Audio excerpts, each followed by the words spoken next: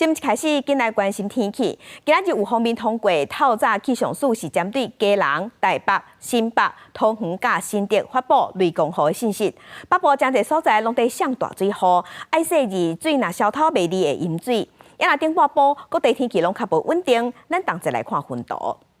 要提醒乡亲，今日中部以北、东部拢会落局部阵雨，若有当时嘛会上雷公雨。气象署是提醒讲，顶半部的天气拢真无稳定，而且雨嘛较大阵，而且佫有可能会透风、细呐、弹雷公。乡亲要出门就要细致。另外，伫南部一寡所在嘛是落阵雨，中昼了后雨就会较离，若按算雨会是落到明仔载。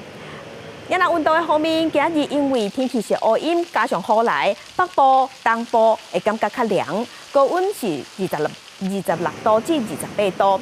也若中南部今仔日的高温同款有30度至34度。